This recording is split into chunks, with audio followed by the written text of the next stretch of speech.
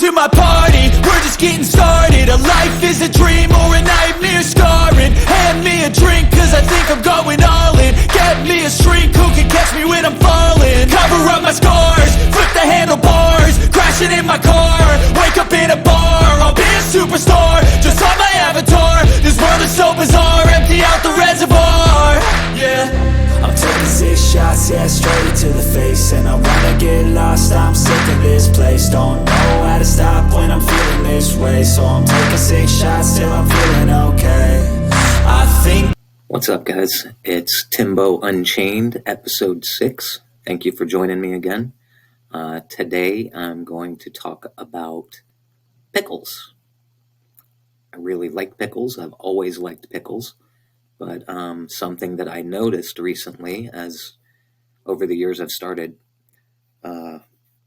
reading labels and figuring out what the ingredients are and things like that, and I noticed that pickles have some strange ingredients if you don't know what you're looking for. So let's jump right in here. I'll start off with, I always loved the Clausen dill pickles, the kosher dill pickles. Those were my favorite growing up. I've always enjoyed them. I did find out that around 2015, they changed their recipe. I don't know if that's when they started adding these other ingredients or what, but I can't really find any information about that. But yeah, so the Clausen dill pickles, those were always my favorite. Let's see here. So we've got our Clausen dill pickle spears. I know it's a 5-gallon bucket. They usually come in the little glass jars, and they're the same ingredients. I looked at both. They're the same thing. So let's see what the ingredients are in these Clausen dill pickles. Fresh cucumbers, water, salt, distilled vinegar. Contains less than 2% of dried garlic.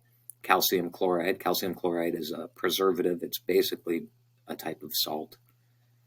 Spice, we've got sodium benzoate to preserve flavor, mustard seed, dried red peppers, natural flavor, polysorbate 80, and oleoresin turmeric. All right, so first one that jumps out to me, aside from the calcium chloride, which I did look that up, and it's considered a safe food. It's used in a lot of things, and it's kind of used in place of sodium, in place of regular salt. But the first one that jumped out was sodium benzoate. So what is sodium benzoate, you ask? It's best known as a preservative used in processed foods and beverages to extend shelf life, though it has several other uses. It's an odorless crystalline powder made by combining benzoic acid and sodium hydroxide. Benzoic acid is a good preservative on its own, and combining it with sodium hydroxide helps it dissolve in products.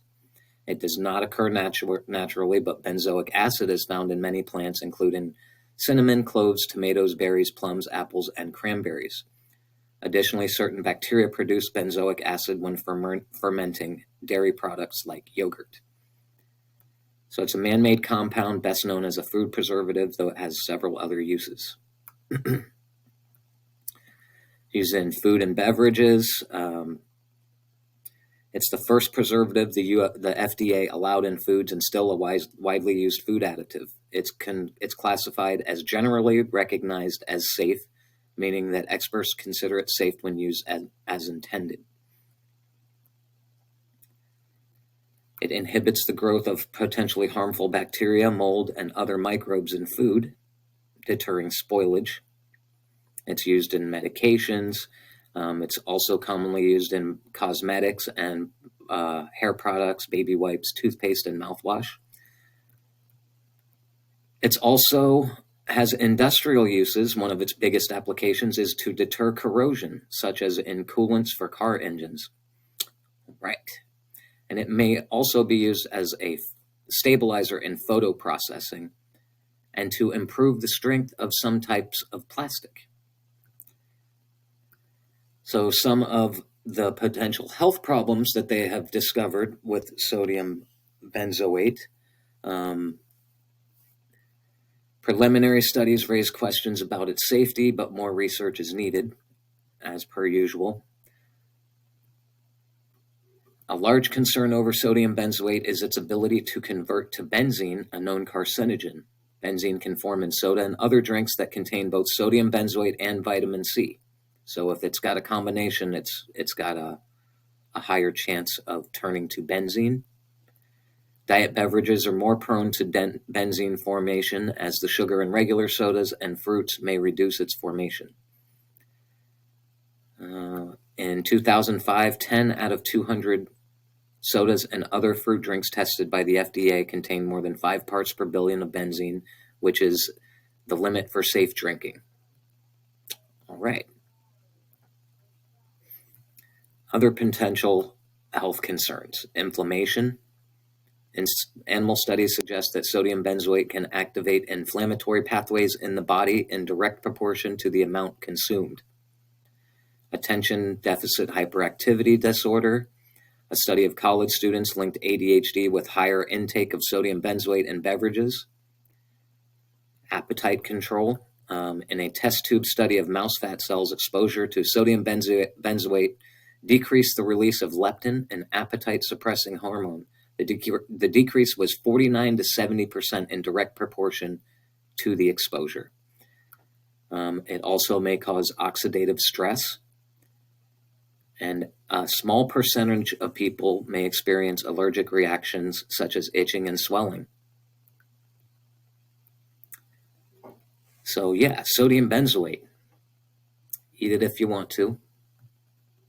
I don't anymore. Not in my pickles anyway. Okay, so let's see what's next that jumped out at me were natural flavors. I'm thinking, what are natural flavors? You would think that anything could be a natural flavor, and pretty much that's right. Basically, a natural flavor is they are created from substances extracted from these plant or animal sources, from spices, fruit or fruit juice, vegetables or vegetable juice, edible yeast, herbs, bark, buds, root, leaves, or plant material, dairy products, including fermented products, meat, poultry, or seafood, and eggs. They can be obtained by heating or roasting the animal or plant material. A lot of manufacturers are now using enzymes to extract flavor compounds, and they are extremely common. You can see natural flavoring in almost everything that you buy, especially if it's processed. The FDA hasn't officially defined the term natural. It can be used to describe almost any type of food. Let's see, where was the other part? Should you consume natural flavors? That's kind of up to you. Some of the natural flavors that you'll find are a bit wild. So these are some ingredients classified as natural flavors. Amyl acetate. It can be distilled from bananas. Citral. It's extracted from lemongrass. Benzaldehyde is extracted from almonds, cinnamon, oil, and other ingredients, and castoreum, which some people know this, but it is actually vanilla flavoring. Castoreum originally came from this anal secretions of beavers. They have these like false glands that they use to mark their territory, and at one point settlers smelled it and thought it smelled good, so started using it for flavoring. Seems weird to me, but to each their own, I guess. Okay, so that's a little rundown on what natural flavors are. It's kind of strange. They even use processes to get natural flavors, which doesn't really make sense to me, but hey, what do I know? Okay, and then the other one that jumped out at me, this one. Polysorbate 80. What is that, do you ask? That is the really interesting one. So polysorbate 80 is an emulsifier. So basically, if they remove the oil or fat from a food, then they have to replace it with something that's known as an emulsifier. Polysorbate 80 being one of those. It's a binding agent used in products like processed foods, cleaning agents, and personal care items. Overconsuming them is linked to increased inflammation, gut health issues, and cancer risks. They help blend together two ingredients that don't typically mix, like oil and water. So they are used for a lot of different things. Emulsifiers help create stable emulsions, a combination of two or more liquids that are otherwise unmixable. So processed foods, supplements, personal care, cosmetic, detergents, pharmaceutical, paint, and pesticide. Adding an emulsion to a product can improve its appearance, texture, smell, taste, and shelf life. We use the natural peanut butter, and that does not have emulsifiers. So, like this article is saying here, you have to mix the oil back into the peanut butter every time you use it. The other stuff, you don't have to do that if it's got those emulsifiers in it. Some common emulsifiers used in food and beverages include carrageenan, gelatin, egg protein, whey protein, soy lecithin, guar gum, xanthan gum, polysorbates, polysorbate 80, fatty acids from vegetable oil or animal fat, and ammonium phosphatides. You can find these ingredients in many processed foods, such as mayonnaise, margarine, salad dressing, packaged breads, baked goods, packaged crackers, deli meats, dairy products, dairy alternative products, candy, frosting, ice cream, chocolate, nut butters, and sauces. They're the ones in beauty and personal care products are cetyl or cetyl alcohol, cetiereth, stearate and glycerol stearate, hydrogenated castor oil, and beeswax. You can find those in lotion, shampoo, conditioner, sunscreen, lipstick, gloss, chapstick, etc., mascara, face and body wash. They're also found in laundry detergent, household cleaners, wax or polish for cars and floors, glue or paint, or latex paint. Are emulsifiers safe? Preliminary research has uncovered a link between emulsifier consumption and increased gut inflammation, food allergies, and risk of certain types of cancers. So there are a lot of like gluten intolerances and IBS and all of this stuff has really come on in the last like 20, 30 years where it's become mainstream that you will know somebody who has a IBS issue or they're gluten sensitive, things like that. While I personally believe that a lot of like, especially with the gluten, I think that it has a lot to do with the chemicals that they're spraying on this stuff. And if they didn't, we probably wouldn't have those issues. Just my opinion. I'm not a doctor. So in a 2021 study on mice, researchers concluded that consuming certain emulsifiers may be a risk factor for developing colorectal cancer. The emulsifiers carboxymethylcellulose or polysorbate 80 have also been found to worsen the development of colonic cancer tumors. This could be due to the increased inflammation and negative impact on the gut microbiome that excess emulsifier consumption causes. In general, emulsifiers seem to decrease the diversity of bacteria in the gut. In 2022, researchers concluded that consuming emulsifiers, especially polysorbate 80, led to increased food allergy symptoms in mice. Wow. In a large 2022 study on nearly 103,000 French adults, researchers concluded that sodium citrate, xanthan gum, and monoNdiglycerides of fatty acids were associated with increased overall cancer risk. Sodium sterol 2-lactylate, carabine gum, total lactylates, and total celluloses were linked to a higher risk of breast cancer. Carrageenan and triphosphates were linked to an increased postmenopausal breast cancer risk. That's crazy.